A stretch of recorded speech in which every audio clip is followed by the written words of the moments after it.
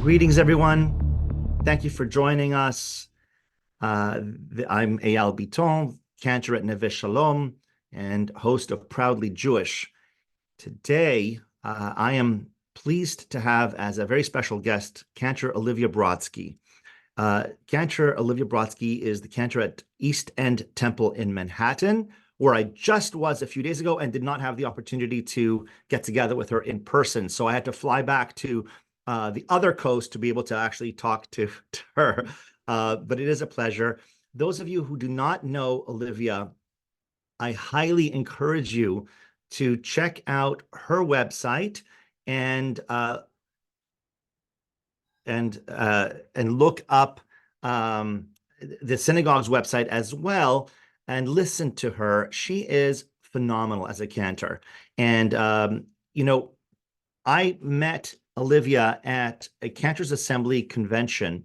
How long ago was that? Maybe a year and a half or so ago, maybe 2 years. It's a bit of Last August, I think, last was it? August. Okay, my sense of time. Okay, so last August. While the timing is not clear in my head, the moment of meeting Olivia is clear, and Olivia was just a delightful person with a lot of talent. And but we didn't know each other well, and became Facebook friends and social media friends and carried on. And when October 7th massacre occurred, and the ensuing war and anti-Semitic onslaught after that, I took to social media to share my voice as a Jewish community leader. And I saw a few people doing the same thing, and I certainly saw Olivia doing that. I saw Olivia all over social media, writing consistently, and I was going to say daily, but I'm not clocking what she's doing every moment, but consistently, and being a strong voice. And so I thought, let's, with this podcast where I'm dealing and members of the community are dealing with the October 7th massacre and its aftermath, I thought, let me reach out to someone else who is a cantor who is doing something similar and pick her brain. So Cantor Olivia Brodsky, thank you for joining us on Proudly Jewish. And I'm going to start with the question, were you vocal in an activist kind of way before October 7th? And if not, what did you see that propelled you to speak up? Well, thank you so much for having me. It's an honor to be on your show.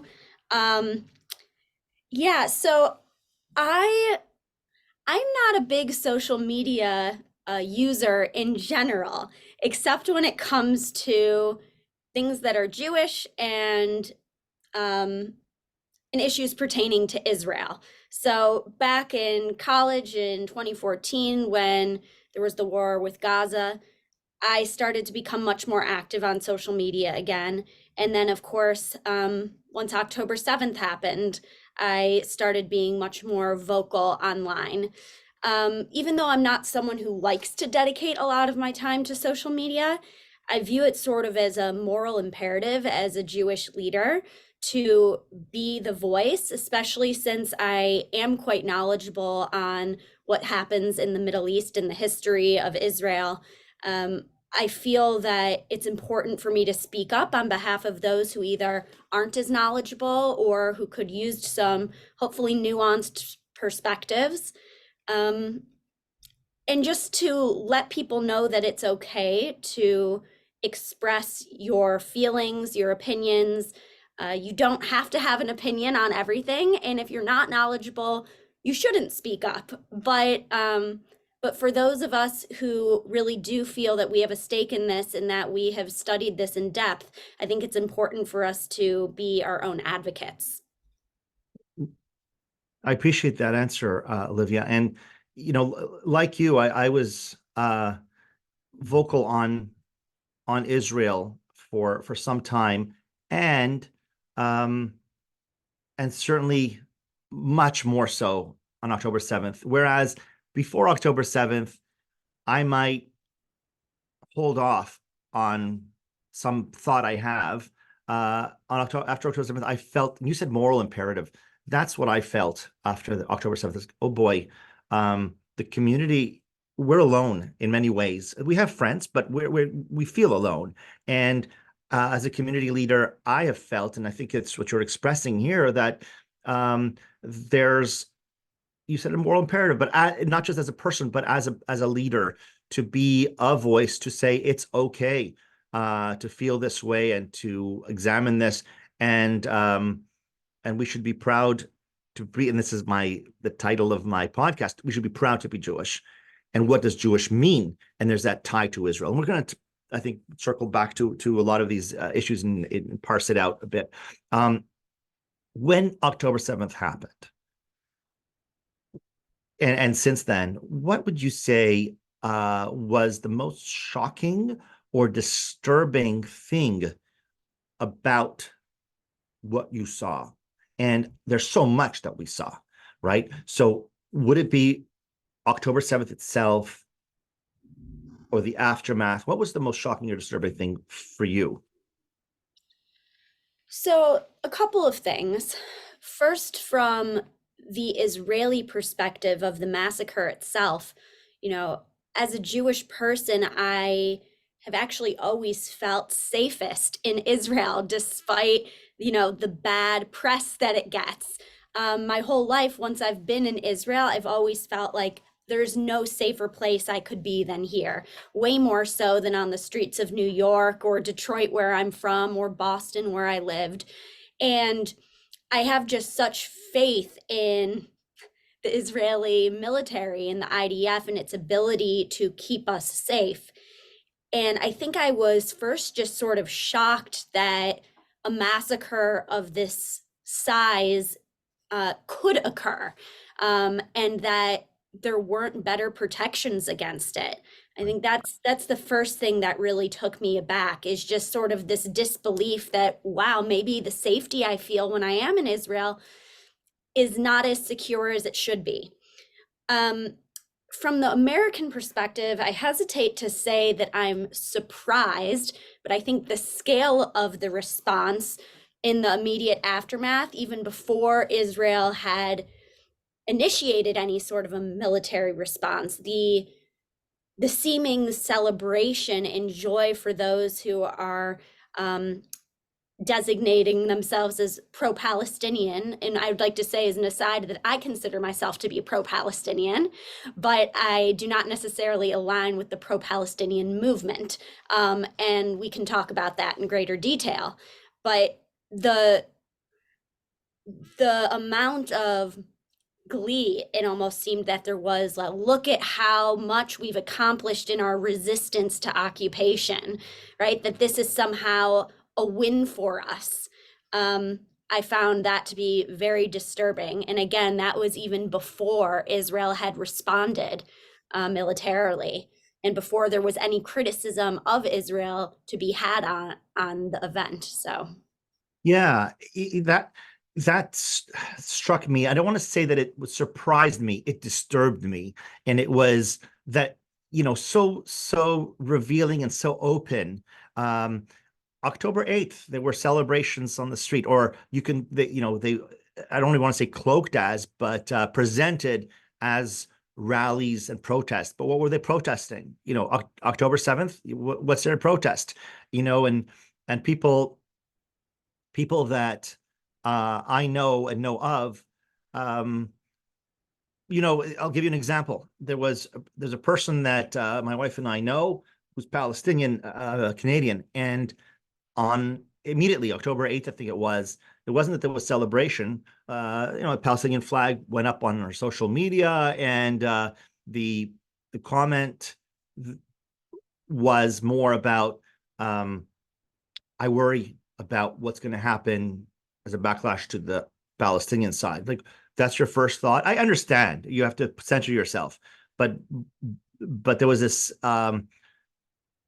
We're not going to even go to what what's right in front of our eyes, the most gruesome images that we have seen in our lives on camera, in pictures, and there were demonstrations all over the place that were really, and I think that what we saw then has continued. I think that they can use I call it the Free Palestine movement, has used other language and moved on now that there's a war about this issue and that issue. But ultimately, I think that the fact that it started October 8th shows that it was a movement to support the cause of liberating. You said resisting occupation, and I've tried to explain to people that when they say occupation, it means not Gaza. It doesn't mean what we call the West Bank. It means Haifa. It means Tel Aviv, and it may not mean that to this individual who is Muslim, that individual is Arab, this individual who's Palestinian, that individual is Palestinian who lives over here or there. But as a movement, as an organized thing, yes. And do you feel that that understanding about the sort of what they refer to as occupation, that members in your community, in the Jewish communities that you have served, get that, or that they haven't gotten that? So, would you mind elaborating? What do you mean by God? Meaning that when the term occupation is used, when I've spoken to Jewish communities or listened to the Jewish communities say that, they're referring to the occupation as being the occupation of in the past of Gaza and the current occupation of the West Bank. When I've heard Palestinians say it, they're talking about Haifa and Tel Aviv. The entirety from the river to the sea. From the river Yes. to the sea. And so my question to you is, have you noticed among the Jewish communities that you've served an understanding of the other perspective of what occupation means? And so do you think that they get it, that occupation, that the fight against occupation is really a fight against Israel entirely? Or do you disagree that that's what that's about? So, I am in a very progressive community. So, I mean, any Jewish community has a diversity of views, of course, right? We all know that. But in my community in particular, it is very social action driven.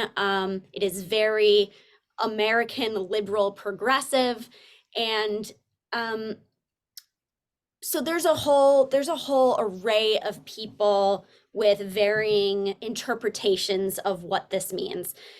On the whole, I think everyone in my congregation, or the vast majority of people in my congregation, understand that when they use the term occupation, or when I, as the cantor, use the term occupation, I'm specifically referring to, the 67 borders, as opposed to the entirety of Israel, which the Free Palestine movement seems to believe is occupied, that a free Palestine would mean everything, all of the cities, that Israel would cease to exist and the land would be renamed Palestine. I do think that most of my congregants are able to make that distinction. And I think that's also part of the problem with language that we see in general around this war and on social media. You can say one thing and mean another, and it can be interpreted so many different ways, right? So I know what I mean when I say occupation, and I'm fairly outspoken with my criticism of the Israeli government, of Likud, of Netanyahu, who certainly have a lot of faults. And yet, I am a proud Zionist. That is a core part of my identity. And I view patriotism as not being, prohibited from critiquing your government. It means that even when your government's doing something you disagree with, you want the best for your country. You want your country to be her best self, and you're going to take the steps to help achieve that, right? So it's hard because all of a sudden words that had one meaning are being warped.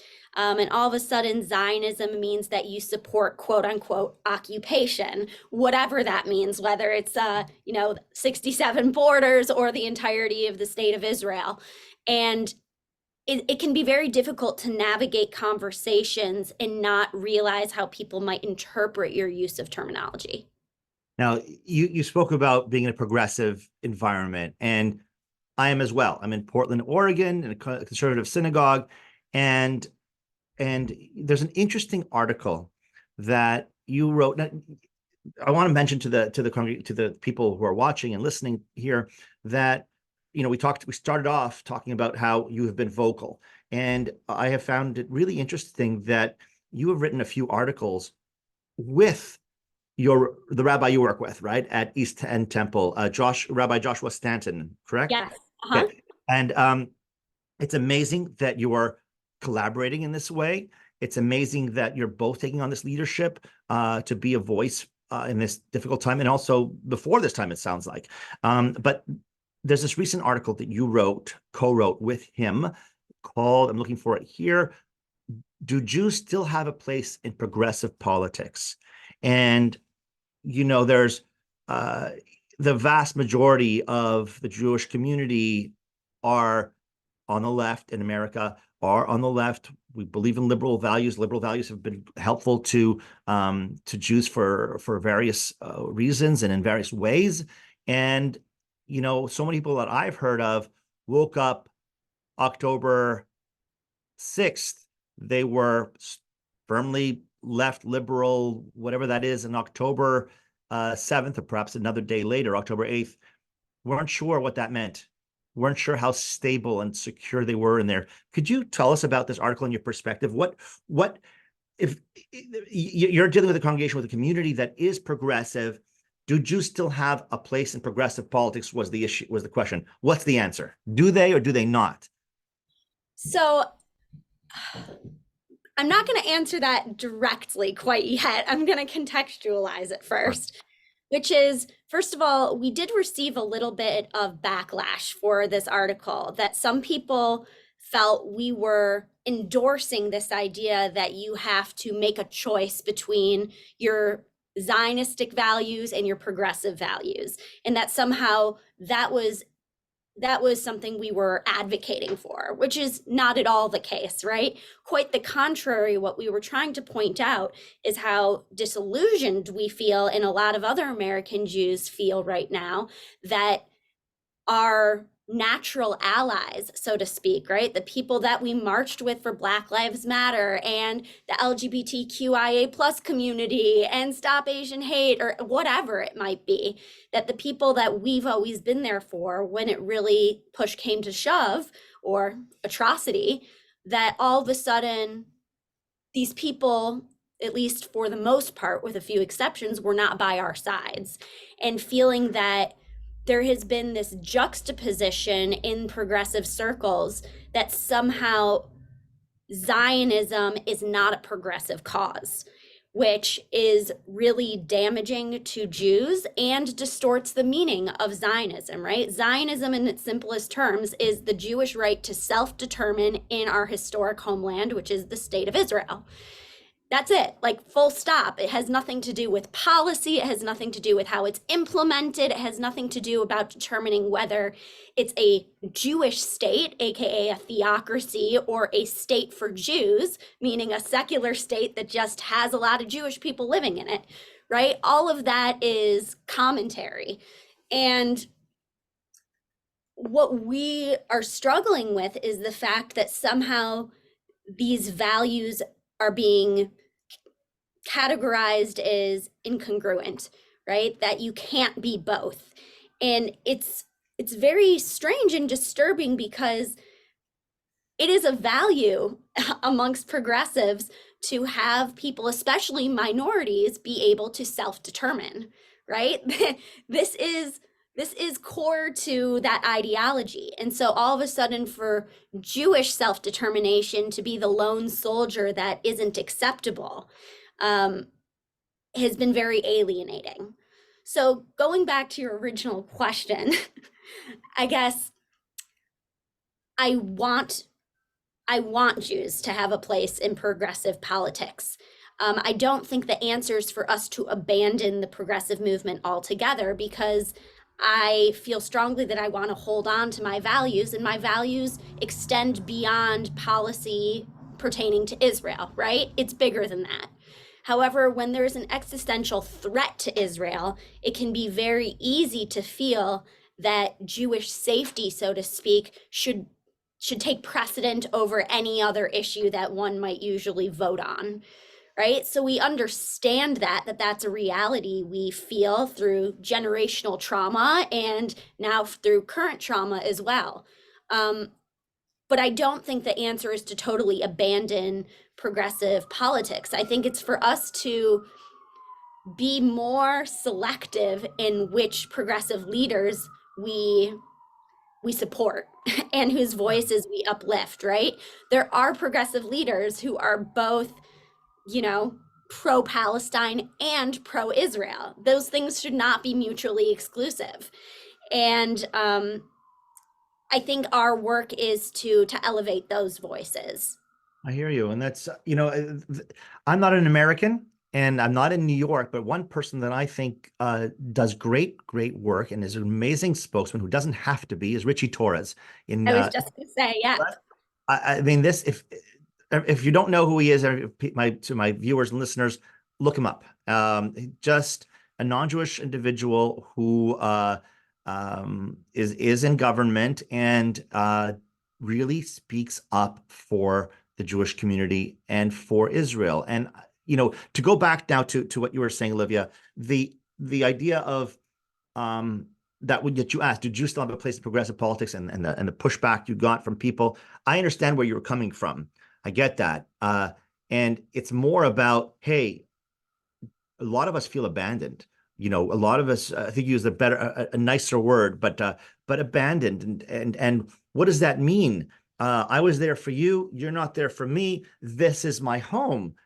Is it my home if people in my home are kicking me out? If my kid wants to go to this school or be a member of that club? There was an awful story not long ago about a Jewish young woman in some university who wanted to be a part of a club that had to do with sexual assault, a sexual assault support group.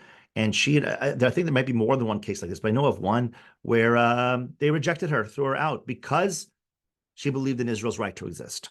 She was a Zionist. And this is, I think, what you're touching upon, which is, what do we do with that?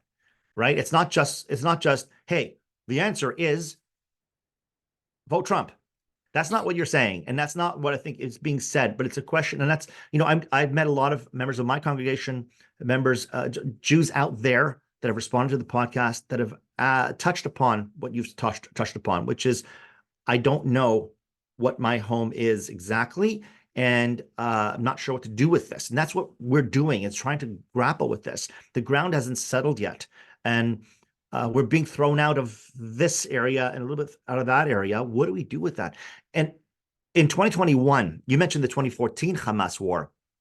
In 2021, there was another small war that occurred with Hamas. And I remember thinking this would be a wake-up call, which it wasn't for the Jewish community. Not enough of one, I thought, whereas this one is. But a wake-up call. And there was a backlash there too from the progressive movement. And I remember saying to some people, listen, if you're on the left and you're progressive, instead of abandoning Israel, not that this is what happened exclusively, but when I did see a lot of that, like, instead of abandoning Israel, step up and say, I want a spot at the table. I'm left. I'm a progressive. Hear my voice. So I Let find me it help contribute to Israel's improvement, right? Let's make it better, not abandon it. Let's make it better. Right. And, I like telling the following story about denominations. I'm going to switch them out a little bit to Jewish denominations because I think it's connected.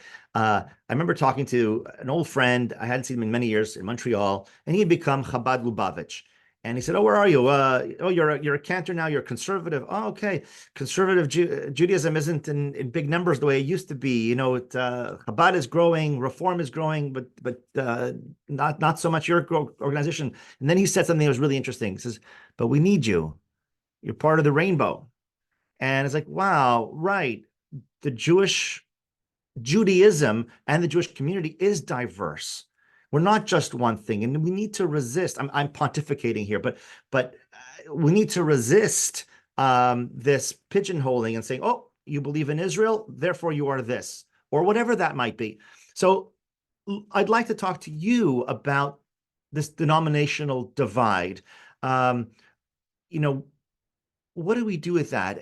Do they matter anymore? How important are they? I'm a Cantor in a conservative movement. You're a Cantor in the Reform movement. We both love Israel, and it's not just a political entity that we're talking about here. We love this part of our identity. I think that we are connected to this ancient homeland. What are your thoughts on the Reform, Conservative, Orthodox, and other denominations? The divide, are they less important today than they were before? Or can you talk to that? Yeah.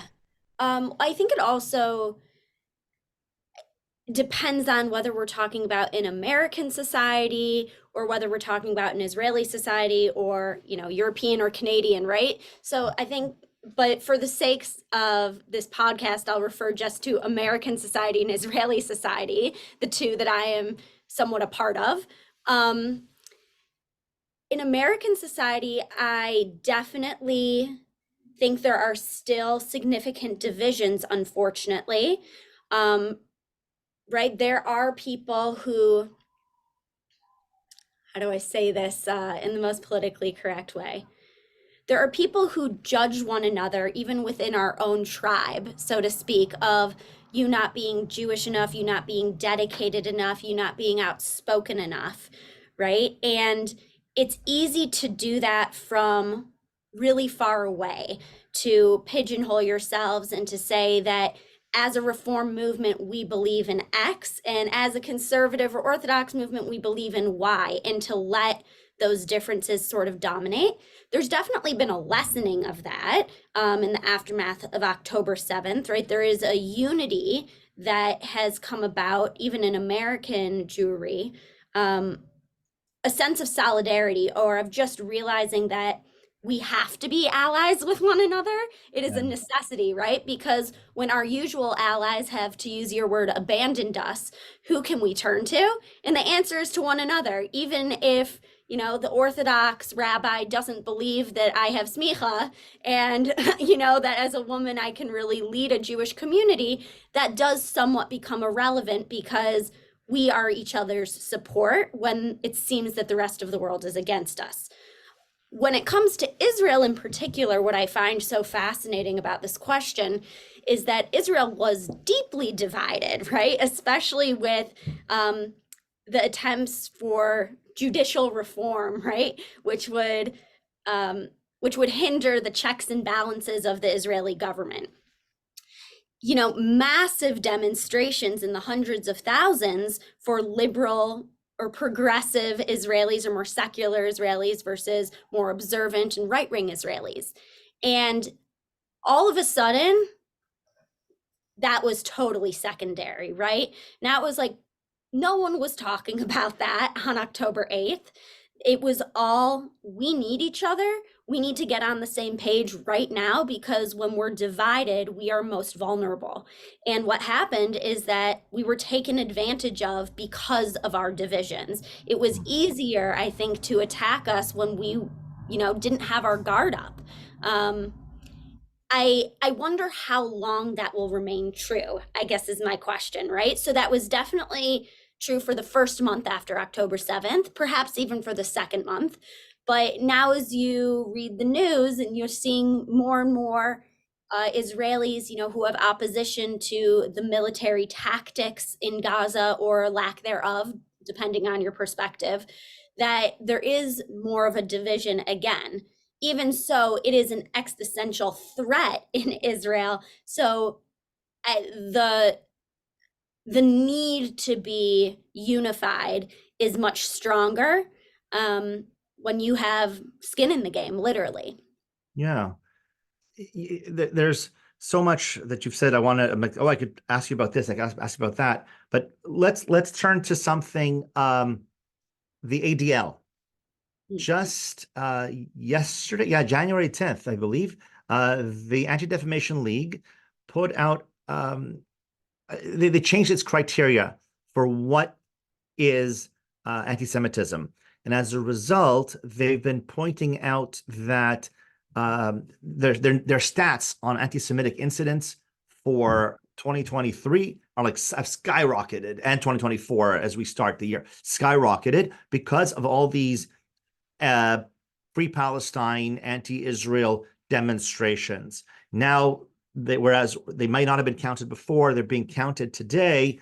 And I'm looking at, yeah, 2/3 of these anti-Semitic incidents are now tied to Israel. And in November, Jonathan Greenblatt said that what we've seen in these anti-Israel, pro-Palestinian activism, had, quote, clarified and confirmed that fanatical anti-Zionism from the hard left is as dangerous to the Jewish community as rabid white supremacy from the extreme right. And I said this in November, but this change happened today. Literally yesterday. Can you comment on that? And, the ADL itself, but also, I think that many people look at these rallies and don't feel safe as Jews. It's not just a commentary, it's not the same thing as Jews or Israelis demonstrating against judicial reform, where it's a political thing. This is something different. So do you think they got it right? Or what was their thinking in making this change? So first of all, I want to touch on something that you said, which was like the pro-Palestine / anti-Israel protests. I think that's a big part of our problem right there, is the conflation of the two, right? If it's just pro-Palestine, right, that I see injustices happening to the Palestinian people, I want to help fix that, not just for their benefit, but also for the benefit of the Jewish people and for the safety and security of Israel long term and for peace in the region. But to all of a sudden say that in order to support Palestinian rights and self-determination, that you automatically have to be anti-Israel, that's where we get into trouble, right? If, I think the statistic is something upwards of 95% of Jews identify as Zionists, right? And almost half of the world's Jewish population lives in Israel. Right. So when people say, I'm not anti-Semitic, I'm just anti-Zionist, well, you can't want to obliterate 95% of Jews, or let's say generously, only the Israeli Jews, which is half of the world's Jewish population, and it not be about Jews, right? It doesn't work that way. If you get rid of Israel, you're literally endorsing another Holocaust of half of the world's Jewish population. And so that's where my problem with anti-Zionism is. And I wish that there was a way to send this messaging that if you were just advocating for an end to the siege of Gaza and an end of the occupation of the West Bank, or, denouncing expansion of settlements, then I'd be right out there with you, right? I'd be rallying by your side. But as soon as the focus turns to hating Israel, and I do think that by default, hating Israel means hating Jews. When you vilify the only Jewish state in the world where half of the world's Jews live, it sends the message that Jews themselves are inherently evil, right? If Israel is committing genocide, you're saying that half of Jews on earth are guilty of genocide, is how I interpret it, right? And those beliefs make it much easier and serve as justification to attack Jews, to be anti-Semitic, and to literally, endorse violence against them, right? Because if these people are evil oppressors, what do? You have to eliminate that threat from society, right? You're doing a service to the world. Yeah. And that's where it gets really dangerous. Sorry, I think I went off a bit on a No, you're, tangent. Would you restate what your so initial question so was? you're I don't know if it's a tangent, but fine. The ADL Oh, thank you. Thank you. change itself, the Yes. specific changing Yes. criteria, because you're already, I don't know if it's a tangent, because you are explaining, in your view, why, why these incidents are anti-Semitic, because of this, if anti-Zionism is going to wipe out, you said obliterate even, if the effect is that dangerous, that lethal, then it affects us. But is there, did you want to say something Yes. more about the About ADL? the ADL, yes. So I actually just last week we met with David White, who is a regional director of the ADL, and he specifically told us that, they don't accept all reported incidents as being, quote unquote, valid incidents, right? Just because you're uncomfortable when you hear free Palestine doesn't mean that that's anti Semitic. So the distinction that they're drawing now, though, is when it crosses over from advocacy to hate, right? And so certain terms, so if a protest includes, globalize the intifada, and as Jews, we are hyper aware that the second intifada was incredibly deadly for Israeli Jews, there is nothing benign about that, right? It's calling for violence against Jews globally. If you're chanting from the river to the sea, the river being the Jordan River and the sea being the Mediterranean, that's not advocating for a two-state solution where Israel lives side by side with a Palestinian state, right? It's advocating for the dissolution of Israel for the benefit of Palestinians. So if you as soon as it crosses into the territory of you have to oppress one people in order to support another, that's where it gets dangerous. And I think that is the distinction that he said he was making. So I don't want people, well, I'm not a spokesperson for the ADL, and certainly they would have to speak for themselves. My interpretation of this statement that a lot of these rallies have now been characterized as anti-Semitic incidents, I'd caution against saying that totally broadly, because that serves the notion that one can't critique Israel without being anti-Semitic. And that's not what they're saying, I don't believe. It's that you have to be able to separate what is hate speech versus what is advocacy. Yeah. Okay. Thank you. And I appreciate that you had that extra uh, insight, for lack of a better word, that moment of that meeting with David White was his name. Yes. Okay. That helps contextualize, this change in the ADL's policy and criteria. Um, Going back to our roles as cantors and the synagogues, um, being vocal, do you find that, I hate speaking about our colleagues because we love our colleagues and we get them, but in general, do you find that clergy have been reticent in the past to wade in these waters um, because we recognize that there are differences of opinions in our congregations, in our communities? Do you find that's the case, or it just depends on the particular clergy, and have synagogues done enough to kind of lead our congregations in this Zionist identity? These are big. You can write a whole book on what I just asked, Yes, yes. but in brief.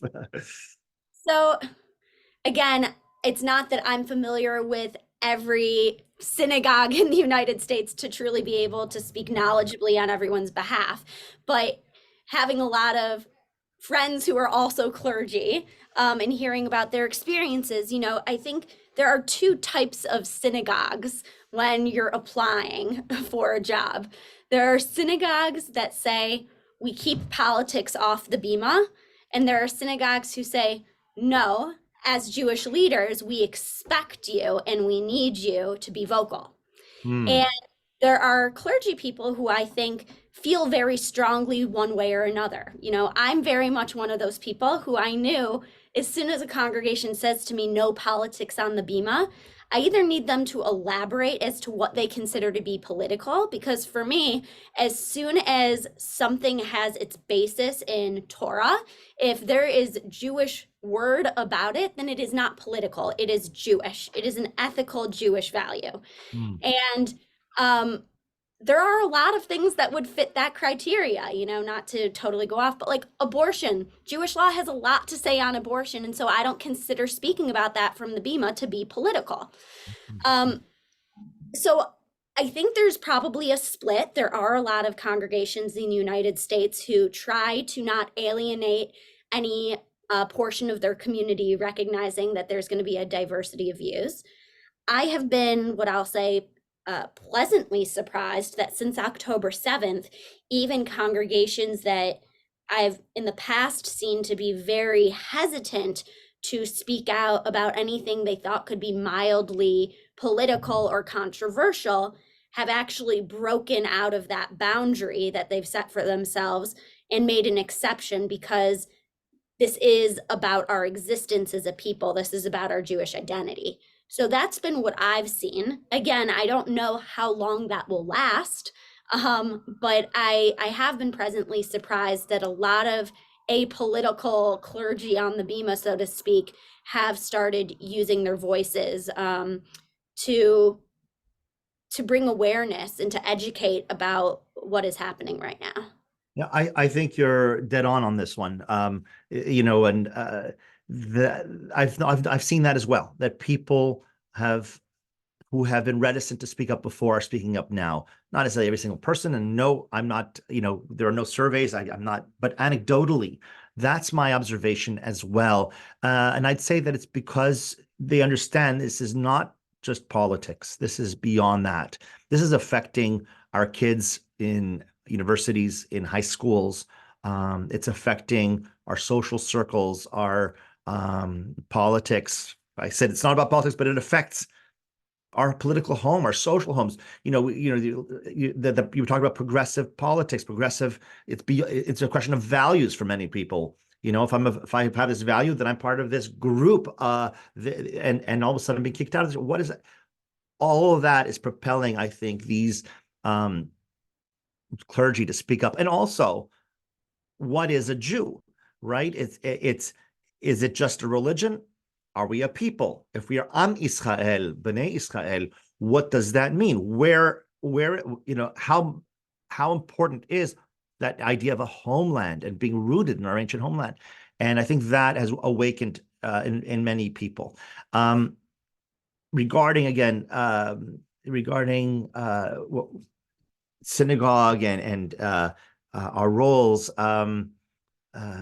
thoughts. The title of this particular episode is about thoughts and prayer. Are thoughts and prayers enough? And that's what we do. We pray. We lead congregations in prayer, and we try to do it with great kavanah. We love, we get into this because we love prayer and we love music, and in response to October 7th, what is the purpose or role of prayer in that? And is there power in it? And also, has October 7th and in the aftermath and what we've seen, like in the aftermath with this anti-Semitic environment that we find ourselves in so many ways, has that revealed something about what you do and who you are as a cantor in terms of expressing these prayers? Again, lots of questions in this, but maybe we'll stick to the thoughts and prayers. What is what role has prayer played in this for your community, for you? So you had asked another question, which was, are thoughts and prayers enough? So I'll address that one first.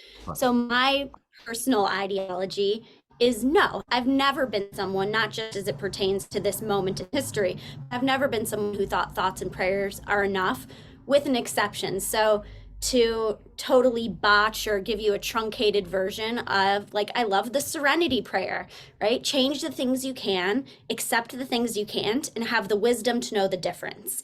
So if it's something that you can't change, prayer is the way to go. Prayer is great. It is cathartic. It gives you a sense of belonging, of community. I think there's something incredibly powerful and valuable about having a room full of people all hoping fervently for the same thing, for the same outcome.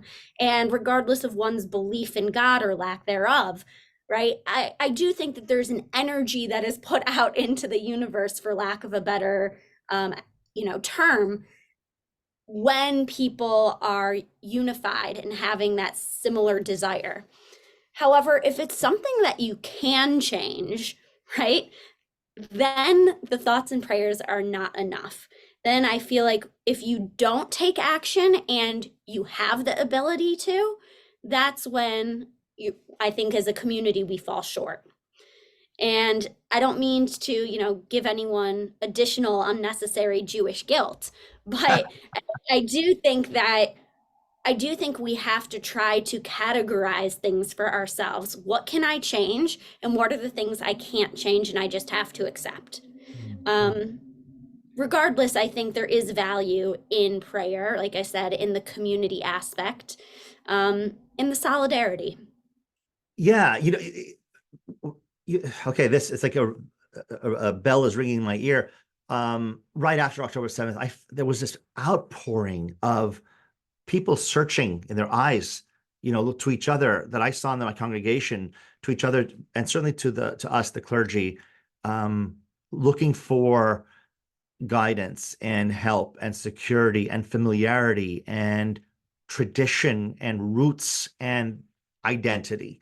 And all of a sudden, my role, that's partly why I asked that question, was, I've always felt super attached to this in so many ways, but now I feel a certain urgency to provide that to congregants who are in search of it. And that those words, solidarity, was another word you used, community, them looking to each other. And I don't want to just put it all on me or the rabbis, but the idea that we're here, we're part of a whole, right? And they give us, we give them, they give to each other, the community. And I saw that in so many ways, not just we had rallies, but solidarity rallies, but also in prayer and services. It's been special. It's been a certain difference has occurred, I think, post October 7th. I'd like to take, go ahead. I don't know if you've experienced this, but certainly I've seen an influx of people who would not self-identify as being particularly religious or observant Jews, who now have become much more involved in synagogue life and have shown up to Shabbat services.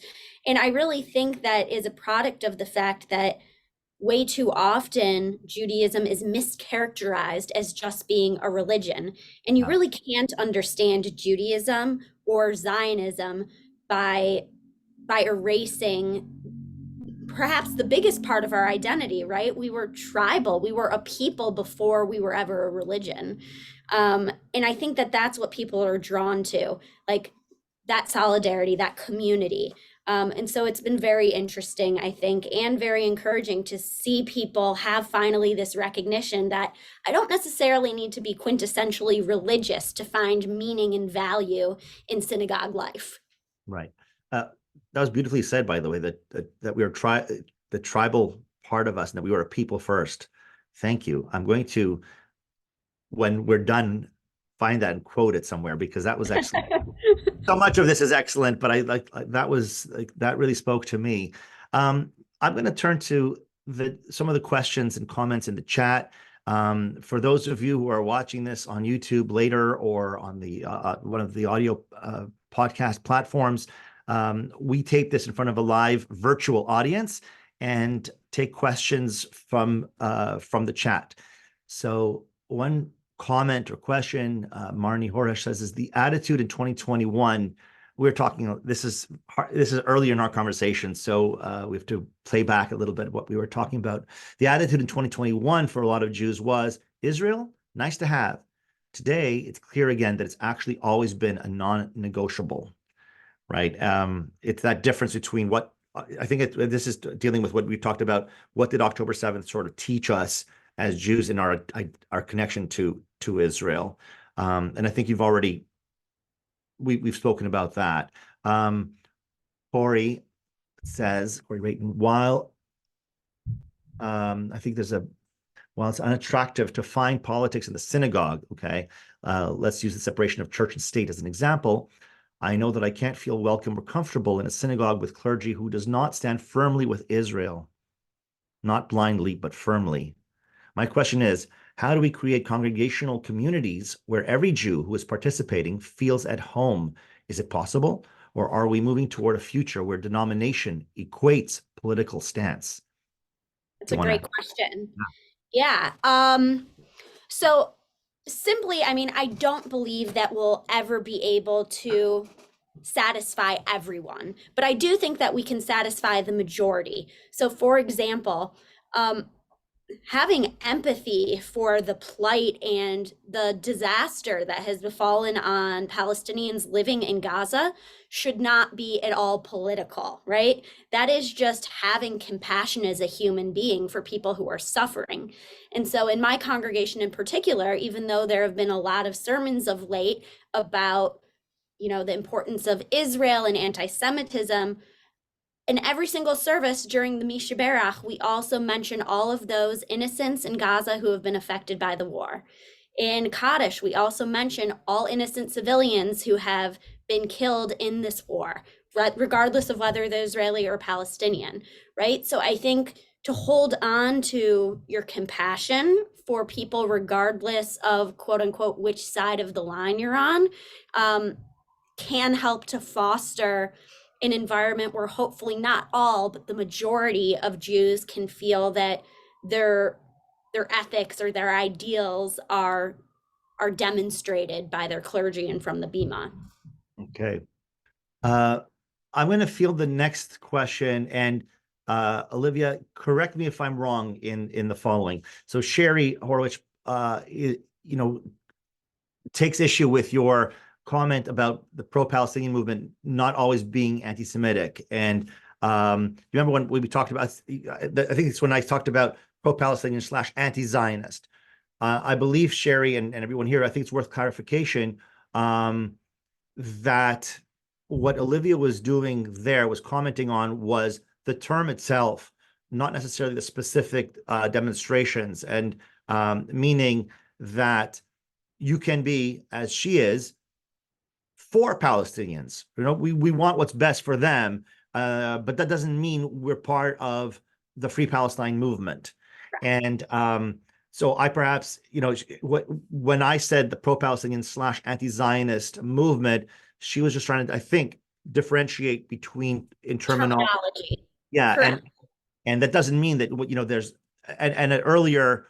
I believe, Olivia, you did point out that much of the Free Palestine movement that we see, I'm paraphrasing, does contain a lot of anti-Semitic rhetoric or action. Perhaps you can this yourself. So I will say I understand you thinking that I'm sort of looking at the world through rose-colored glasses, and perhaps I'm too much of an optimist. That wouldn't be the first time I've heard that, certainly. But I do genuinely believe that there are people who align themselves with the pro-Palestinian movement itself who are well-intentioned. And that's one thing that I had hoped we would be able to talk about today that we didn't really get to touch upon, but this idea of intent. I think a lot of people who align themselves with the pro-Palestinian movement have the genuine intent of being social justice warriors, right? That they're not hoping to inflict harm on anyone. Quite the contrary, they genuinely believe that what they're doing is for the greater good. And it's hard to fault people for that, right? It makes it much more convoluted. I also believe, though, that the pro-Palestinian movement, while it's not always anti-Semitic, it certainly does a good job of attracting anti-Semites, right? It provides great cover for those who are ready Jew haters to do so publicly in a way that will be more palatable to the general public.